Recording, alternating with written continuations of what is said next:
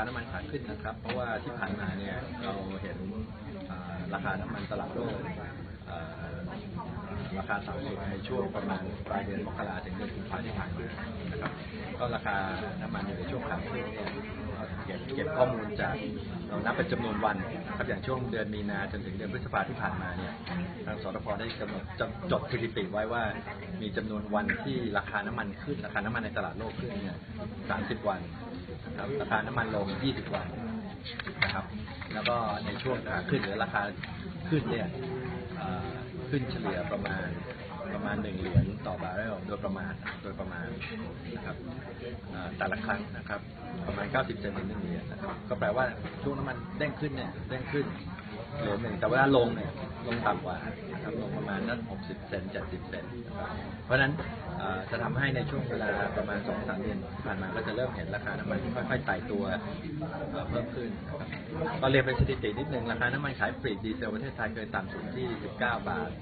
40 ตังค์โดยประมาณเมื่อประมาณปลายเดือนมกราครับตอนนี้ก็น้ำมันดีเซลก็ไต่ขึ้นมาในระดับประมาณสัก23 บาท24 บาทช่วงราคาน้ำมันขาขึ้นนี่ก็สอดคล้องกับภาวะตลาดน้ำมันในภูมิภาคนะครับโดยเฉพาะเรื่องของข่าวที่เกิดจากบริษัทประเทศผู้ผลิตน้ำมันรายใหญ่นะครับอย่างตอนนี้ที่ข่าวที่โด่งดังมากก็จะเป็นเรื่องของภาวะภัยแล้งแล้วก็การเศรษฐกิจที่เป็นตัวในประเทศเวเนซุเอลานะครับอันที่2ก็คือเริ่มมีความไม่สงบเรียบร้อยในตะวันออกกลางนะครับอย่างที่ล่าสุดเลยที่อิรักก็เริ่มมีระเบิดพลิชีพในโรงแยกก๊าซธรรมชาติซึ่งอันนี้ทำให้เกิดข่าวซึ่งทำให้เกิดความกังวลนะครับดังนั้นราคาก็เลยภาวะตลาดก็เลยตึงเครียดนิดนึงราคาเลยดีตัวสูงนะครับแต่ว่าในเชิงที่ปริมาณซัพพลายเนี่ยผมยังคิดว่าตลาดน้ำมันยังมีสภาพคล่องนะครับแปลว่าซัพพลายของน้ำมันที่อยู่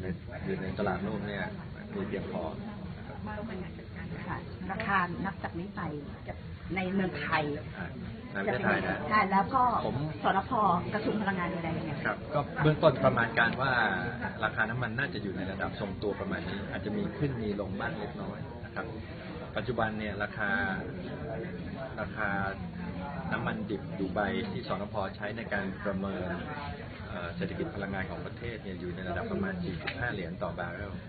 นะครับซึ่งในช่วงต้นปีที่ผ่านมาเนี่ยราคาต่ำกว่าที่เราประเมินไว้แต่ว่าช่วงอีก6 เดือนหรือ7 เดือนข้างหน้าเนี่ยน่าจะอยู่ในระดับที่ใกล้เคียงกับที่เราประเมินไว้นะครับปัจจุบันราคาน้ำมันดิบดูไบอยู่40 กว่าเหรียญแล้วจะใช้กองทุนมาดูแลตอนนี้นโยบายหลักคืออยากให้ราคาน้ำมันขายปลีกเนี่ยสะท้อนต้นทุนจริงนะครับเพราะฉะนั้นตอนนี้กลไกต้องเป็นไปตามที่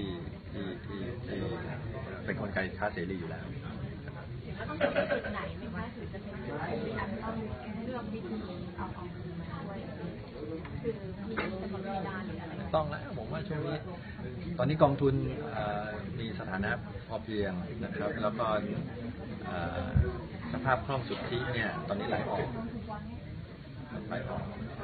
อกส่วนใหญ่มาจากเรื่องของแก๊สนะครับน้ำมันเนี่ยแทบจะบาลานซ์ซีโร่อยู่แล้วนะครับเพราะฉะนั้นพูดง่ายบทบาทกองทุนต่อตลาดน้ำมันณปัจจุบันเนี่ยจะไม่มีเพราะฉะนั้นตอนนี้ก็เป็นกลไกตามที่เป็นกลไกตลาดมองมี2 เชื้อเพลิง LPG กับ NGV นับจากนี้ไปจะเป็นยังไงคะก็เป็นไปตามนโยบายนะครับที่กำหนดให้ราคาพลังงานนั้นสะท้อนต้นทุนตอนนี้ราคาก๊าซอยู่ในช่วงขาลงเช่นกันเพราะว่าราคาเนื้อก๊าซในประเทศไทยเนี่ยมันสะท้อนย้อนหลังราคาน้ำมันนะครับเพราะฉะนั้นช่วงนี้ราคาน้ำมัน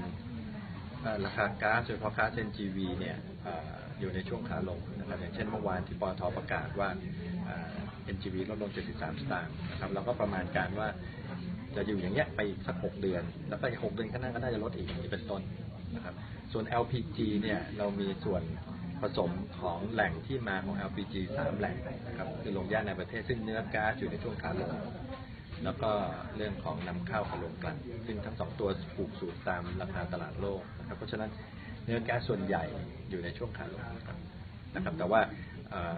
มันก็จริงๆขึ้นกับปัจจัยว่า ICP เนี่ยหรือราคาตลาดโลกจะเป็นยังไงถามนิดนึงในฐานะที่เป็นบอร์ดปตท.เรื่องของการคืนท่อก๊าซเนี่ยค่ะ